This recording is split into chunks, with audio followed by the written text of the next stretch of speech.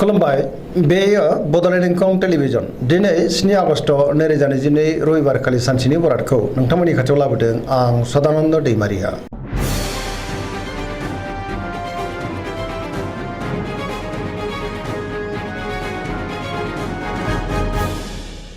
सिगां फरायनो लादों मेष राशि गिबि हांखो अ ल दिनैनि साना जोबोर मोजां बयजोंबो अनजागोन मावनो हानाय खामानिखौ थि समावनो मावफुंनो हागोन गोसोखौ दिनै जोबोर गोजोननाय मोनगोन देहायाबो दिनै मोजाङैनो थागोन बहानिफ्रायबा मोजां खौरां फैनो हागौ रांखावरियाव दिनै जोबोर मोजां गोबां धोन आरजिनो हागोन मोननो गोनांखौबो दिनै मोननो हागोन आयाबो बांगोन बेफार फालांगियाव दिनै जोबोर मोजां सोरबा लोगोनि हेफाजाबखौ मोननो हागोन नखराव बिसि फिसायनि गेजेराव अननानै फैगोन बिदा फंबायजों मोजां सोमोन्दो थागोन बिमा बिफानि अननाय आरो बोरखौबो मोननो हागोन गुबुननि गोसोखौ गोरलैयैनो बोनो हागोन गोसोनि बोलोआबो बांगोन समाजाव मान मोनगोन लाइमोनफोरा दिनै जोबोर मोजां खौरां मोननो हागौ गोसोआबो दिनै जोबोर रमान्टिक जागोन फरायसाफ्रा फरायनायाव गोसो दुंखांगोन आरो मोजां फिथाइ मोननोबो हागोन पजिटिभ एनार्जिनि गोहोमबो गोग्लैगोन।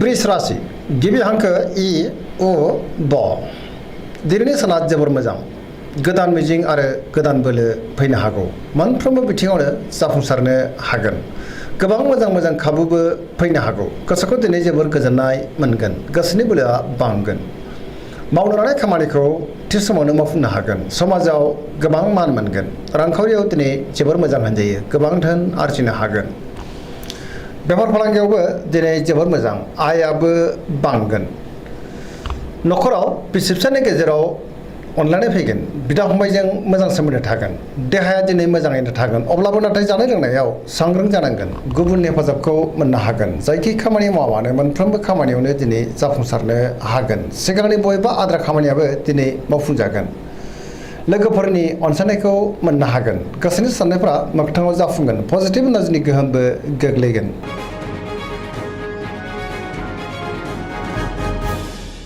मिथुन राशि गिबि हांखो क स दिनैनि साना मोजां आरो गाज्रिनि गेजेरजों बाबेरलांगोन गुबुननि थाखाय गोबां जेंनायाव गोग्लैनांनो हागौ नेगेटिभ एनार्जिनि गोहोमबो गोग्लैनो हागौ मोनफ्रोमबो बिथिङाव जाफुंसार जानो हानाय नङा गियाननि आंखालबो जानो हागौ गोसोखौ दिनै जोबोर उसुखुथु मोनगोन गोसोआ जोबोर बोदोर जागोन देहाया मोजाङैनो थागोन रांखावरियाव बारा मोजां नङा खरसाया बांगोन बेफार फालांगियाव बारा मोजां नङा नखराव अनलायनाय फैगोन समाजाव मान मोनगोन गोसोनि बोलोआ बांगोन मावनो लानाय खामानिखौ मावफुंनो हागोन सोरबा लोगोनिफ्राय अनसायनाय मोनगोन गुबुनजों मोजां सोमोन्दो लाखिनोबो रोंगोन बहाबा थाङोब्ला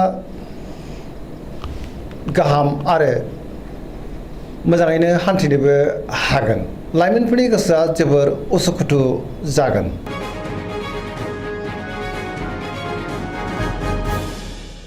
कर्कट राशि गिबि हांखो ड ह दिनैनि साना बारा मोजां नङा माबा मोनसे गाज्रि खौरां मोननो हागौ गोसोखौ दिनै जोबोर आला खाला मोनगोन मावनो लानाय खामानिखौ मावफुंनो गोब्राब जागोन माबा मोनसे गाज्रि खौरां फैनोबो हागौ सोरबा लोगोआ रायखोमानो हागौ गोसोनि साननायफ्रा देबार नांगोन गोसोआव नेगेटिभ साननाय फैगोन मावनो लानाय खामानिखौ मावफुंनो हागोन रांखावरियाव मोजां गोबां धोन आरजिनो हागोन बेफार फालांगियावबो मोजां होनजायो नखराव अननानै फैगोन समाजाव लोगो लेवा बांगोन देहाया दिनै मोजाङैनो थागोन गुबुननि हेफाजाबखौबो मोननो हागोन समाजावबो मान मोनगोन फरायसाफ्रा दिनै फरायनायाव गोसो दुंखांगोन आरो मोजां फिथाइ मोनगोन गुबुनजों मोजां सोमोन्दो लाखिनोबो रोंगोन।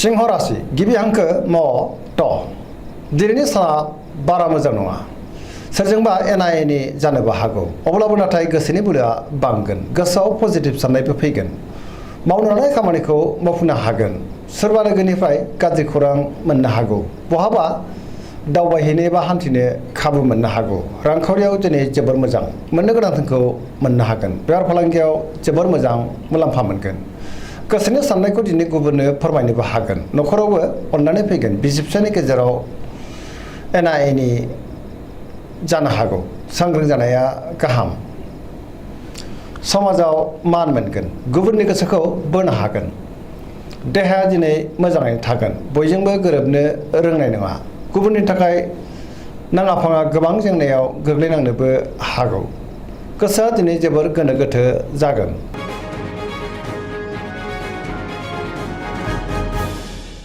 कन्या राशि गिबि हांखो प ट दिनैनि साना मोजां आरो गाज्रिनि गेजेरजों बाबेनलांगोन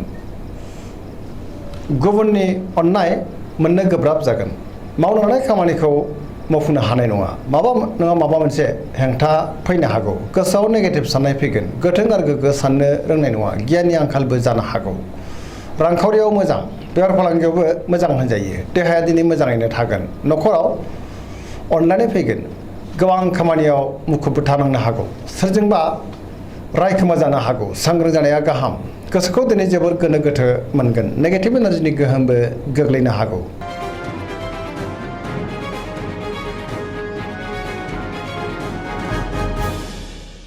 तुला राशि गिबि हांखो र ट दिनैनि साना जोबोर मोजां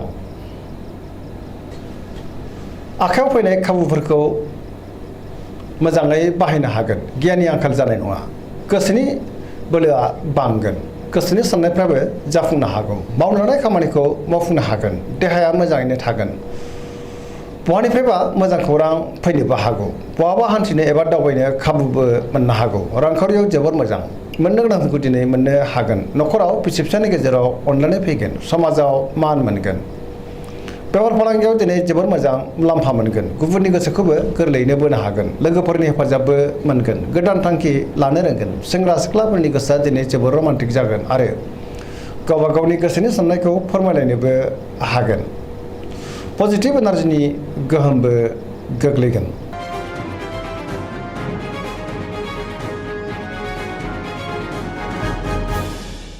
वृश्चिक राशि गिबि हांखो न स दिनैनि साना जोबोर मोजां समाजाव लोगो लेवा बांगोन गोबां मुंदांखा सुबुंजों दिनै लोगो मोनज्लायनो हागौ पजिटिभ एनार्जिनि गोहोमबो गोग्लैगोन बहाबा हान्थिनो एबा दावबायनो खाबु मोननो हागौ समाजाव लोगो लेवा बांगोन सोरबा गोजाम लोगोजों बहाबा लोगो मोनज्लायगोन गोसोआव दिनै गोग्गो आरो गोथों साननाय फैगोन मावनो हानाय खामानिखौबो थि समावनो आरो गोरलैयैनो मावफुंनो हागोन गोबां मुंदांखा सुबुंजों लोगो मोनज्लायनो हागौ गुबुननिफ्राय हेफाजाबबो मोनगोन गोसोनि साननायफ्राबो जाफुंगोन गोसोनि बोलोआ बांगोन समाजाव मान मोनगोन न'खराव बिसि फिसायनि गेजेराव अनलायनाय फैगोन बिदा फंबायजों मोजां सोमोन्दो थागोन नाथाय अब्लाबो खरसायाबो बांगोन बेफार फालांगियाव मोजां रांखावरियावबो मोजां देहाया मोजाङै थागोन गुबुननि हेफाजाबखौबो मोननो हागोन फरायसाफ्रा दिनै फरायनायाव गोसो दुंखांगोन लाइमोनफ्रा जोबोर रमान्टिक जागोन आरो गावबा गावनि गोसोनि साननायखौ फोरमायलायनो हागोन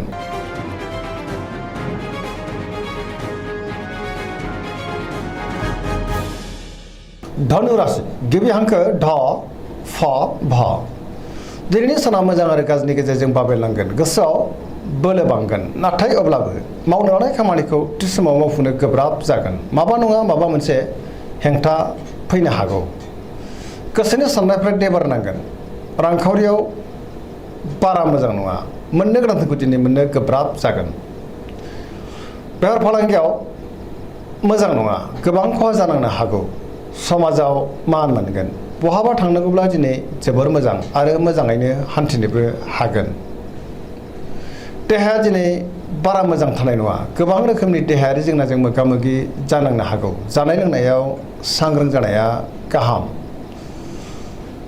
न'खराव अनलायनाय फैगोन बिदा फंबायनि हेफाजाबखौबो मोनगोन बहानिफ्रायबा हरखाबै गाज्रि खौरां मोननोबो हागौ लाइमोनफोरनि गोसोआ दिनै जोबोर रमान्टिक जागोन गावबा गावनि गोसोनि साननायखौ फोरमायलायनोबो हागोन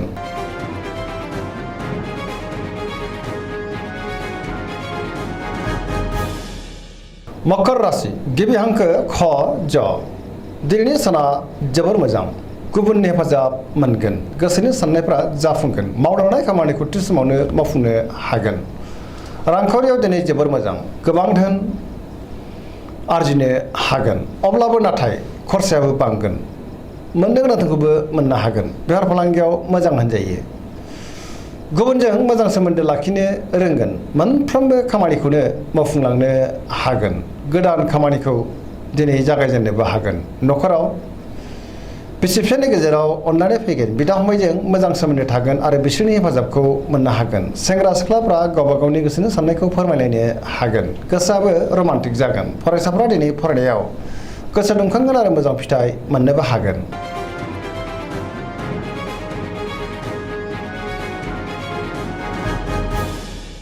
कुम्भ राशि गिबि हांखो ग स। दिनैनि साना बारा मोजां नङा। सोरजोंबा रायखोमा जानो हागौ एबा सोरनिबा खैसाराव गोग्लैनांनोबो हागौ। सांग्रां जानाया गाहाम। गोसोखौ दिनै जोबोर गोनो गोथो मोनगोन। मावनो लानाय खामानिखौ थि समावनो मावफुंनो हागोन। बहानिफ्रायबा नाथाय गाज्रि खौरां मोननोबो हागौ। समाजाव मान मोनगोन। रांखावरियाव मोजां। गोबां धोन आरजिनो हागोन। बेफार फालांगियाव मोजां होनजायो। देहाया दिनै मोजाङैनो थागोन। न'खराव अनलायनाय फैगोन। बिदा फंबायजों मोजां सोमोन्दो थागोन। गुबुननि हेफाजाबखौबो मोननो नाथाय गोब्राब जागोन। बिमा बिफानि अननाय आरो बोरखौ मोनगोन। बहाबा दावबायहैनो खाबु मोनगोन। अब्लाबो नाथाय नेगेटिभ एनार्जिनि गोहोमबो गोग्लैनो हागौ। सांग्रां जानांगोन।